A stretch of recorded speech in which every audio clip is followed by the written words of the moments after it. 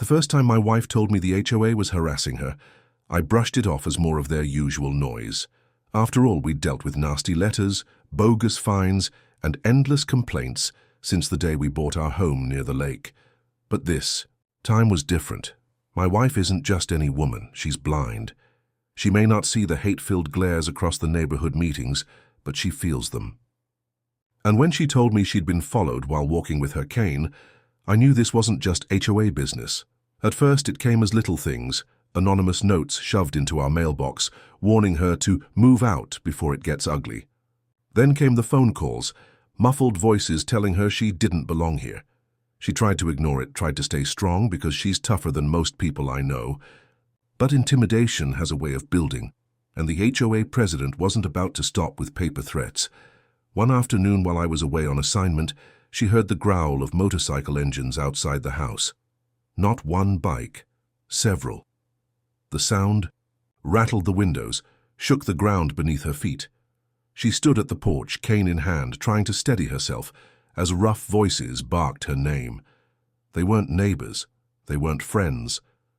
They were muscle the HOA had hired to do what their fines and meetings couldn't, scare her into silence.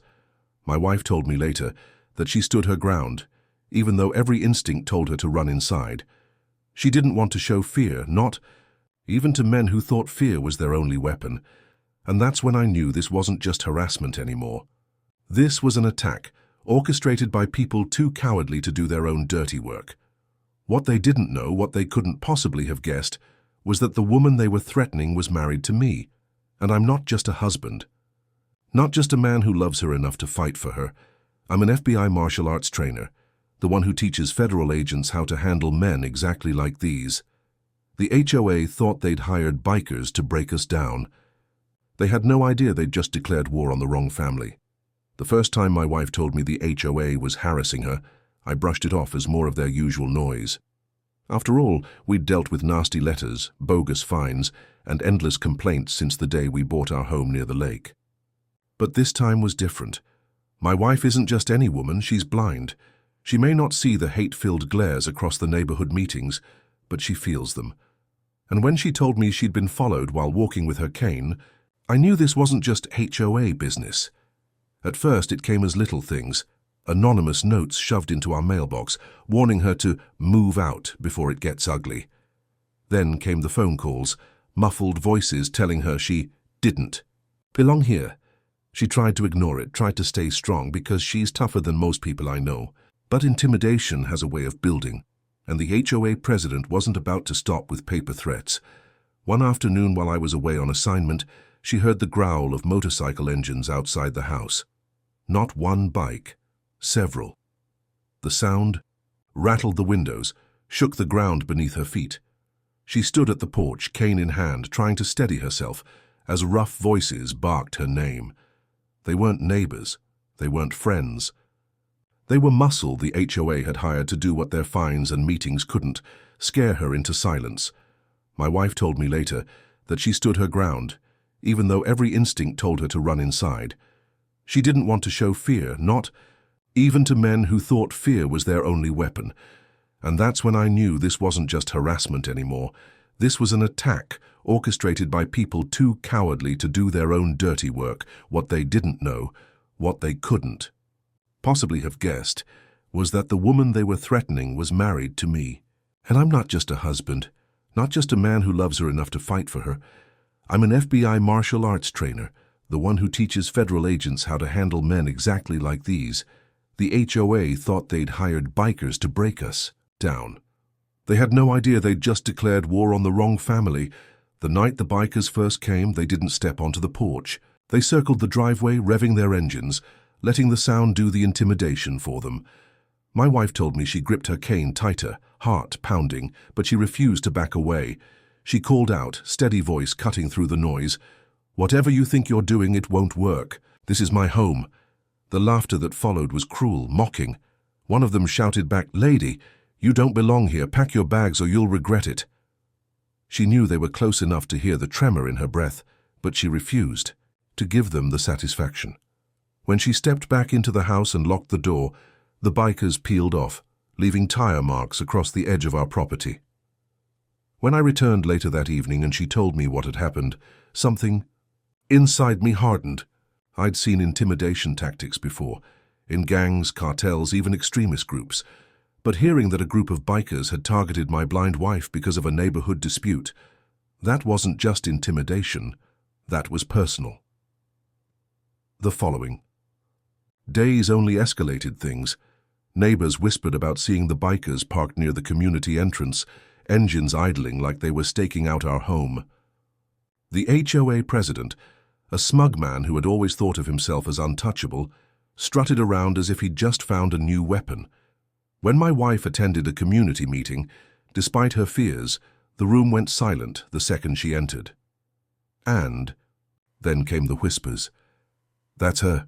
She's the problem. She's bringing trouble to the neighborhood."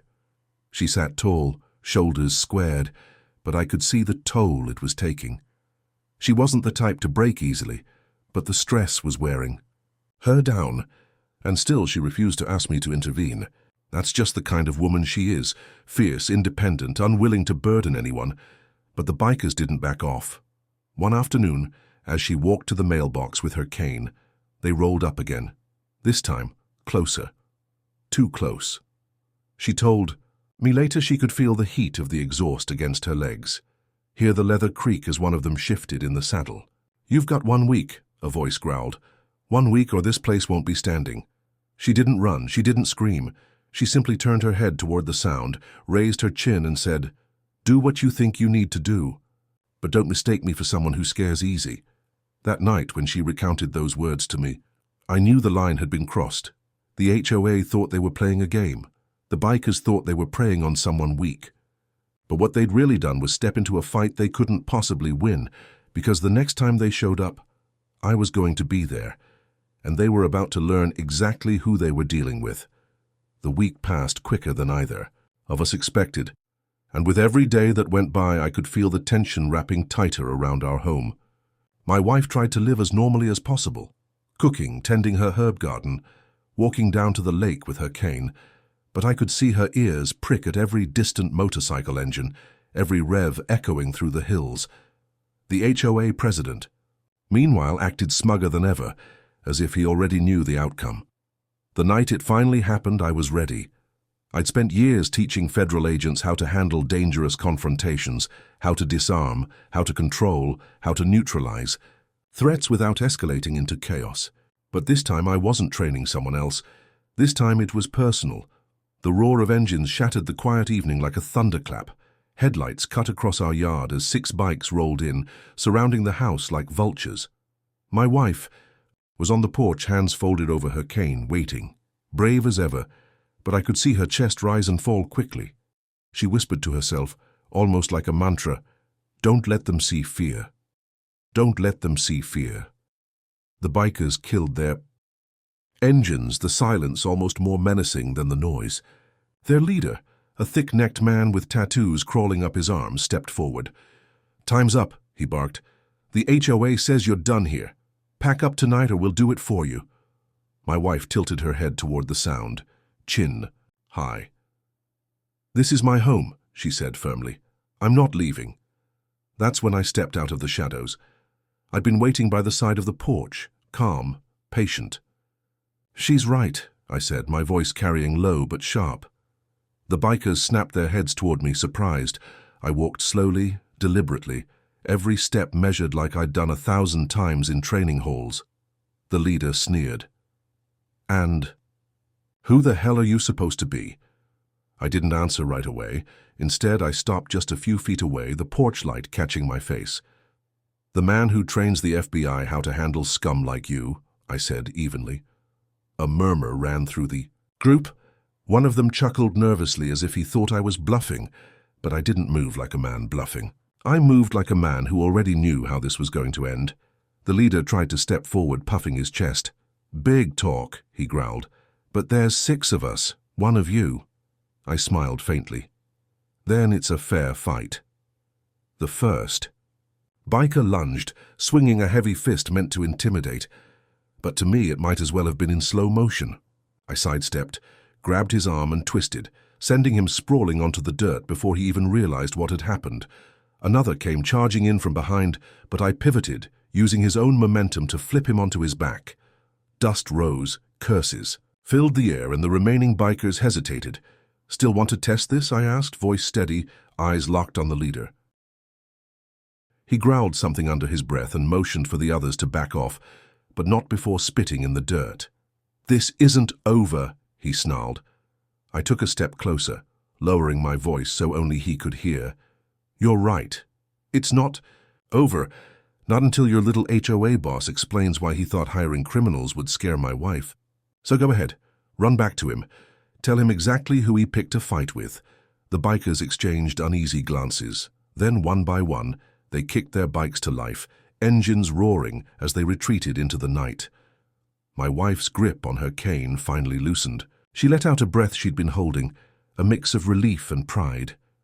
"I knew you'd handle it," she whispered. And as I watched the tail lights fade, I knew this wasn't finished. The bikers were just pawns. The real enemy was still sitting comfortably in his HOA office, believing he was untouchable. That illusion was about to shatter. The very next morning, I decided it was time to cut the head off the snake. The bikers were just muscle, loud, reckless, and dangerous. Yes, but nothing without the one pulling the strings. And in this case, the strings all led back to one man, the HOA president. He'd spent months pushing his agenda, using petty fines and bogus violations to make my wife feel unwelcome. But sending bikers after her, that was more than abuse of authority. It was criminal conspiracy. And I intended to make sure every last detail saw the light of day. I showed up at the HOA office right as they opened.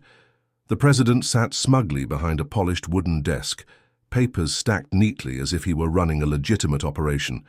His smile faltered the moment he saw me. "Well, well," he said with mock cheer. "I hear you had visitors last night. Shame about that. Maybe it's a sign you two don't belong here."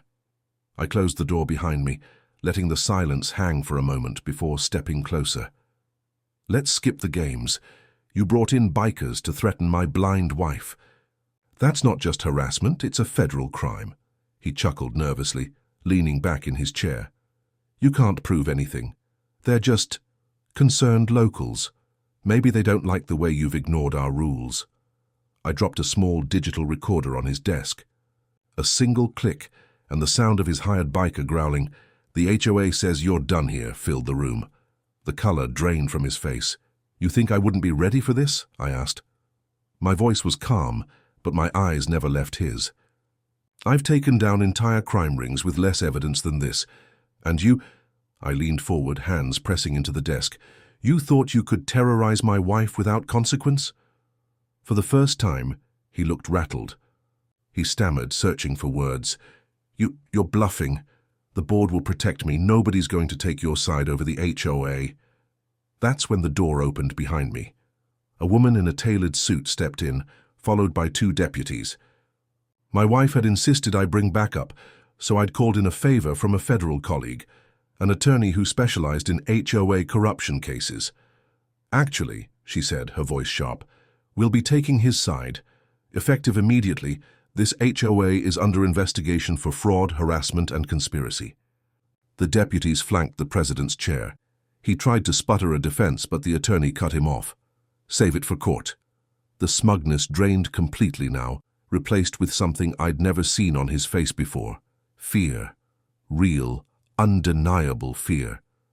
The same kind he'd tried to force on my wife. I turned to leave, pausing only once at the door. "You picked the wrong family to bully," I said evenly. "Next time you think about abusing power, remember this moment." Outside, my wife was waiting, standing tall with her cane, head tilted slightly as if she could sense the shift in the air. When I told her what had happened, she gave the faintest smile. "So it's over?" she asked. "Not yet," I replied. "But the hard part is. The rest is just paperwork and hearings, and this time it's him who'll be losing sleep." She reached for my arm, her hand firm despite everything. Good, because I was never going to let him push us out of our home. This is where we belong. In that moment, I realized something. No matter how many bikers, threats, or power-hungry board members came our way, we'd always be stronger together. And the HOA had just learned that the hard way. The hearings that followed were almost anticlimactic compared to the chaos we had endured. The HOA president was stripped of his position, his allies exposed for funneling money through bogus fines and intimidation. The bikers, when pressed with evidence, folded quickly. Turns out even the toughest outlaws weren't eager to risk federal prison time. As for us, we stayed right where we were. My wife walked our property with renewed confidence, her cane tapping against the boards of the porch like a drumbeat of victory. She told me one evening while the sun sank over the lake that she never doubted we'd win, not because of me being an FBI trainer, not because of the law on our side, but because she refused to give in to fear. That struck me deeply.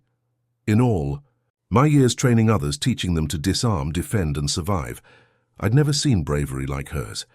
Blind or not, she stood taller than any bully who came her way. The HOA learned a hard lesson. Power doesn't come from a title, a board meeting, or a crooked set of rules. Real power comes from refusing to be broken, from standing together when the odds look impossible. And if there's one thing I want everyone watching this to take away, it's this. Never underestimate the strength of those you think are weakest. My wife may not see the world the way we do, but she sees through arrogance, cruelty, and cowardice clearer than anyone. The bikers thought they could scare her. The HOA thought they could silence us, but in the end they only exposed themselves as cowards hiding behind threats. And cowards always fall. Now the community is free from their grip, the corruption dismantled, and my wife finally gets to enjoy her home in peace. But make no mistake, if anyone ever thinks about targeting her again, they'll have to go through me. And trust me, that's one fight they won't win. So tell me, what do you think? Was the HOA president foolish for bringing bikers into a fight he never understood? Or was it his arrogance that truly destroyed him? If you want more jaw-dropping HOA Karen stories like this, make sure to subscribe to HOA Karen Stories, smash that like button, and hit the bell icon so you never miss the next showdown. Because trust me, when it comes to HOA Karens, the drama never ends.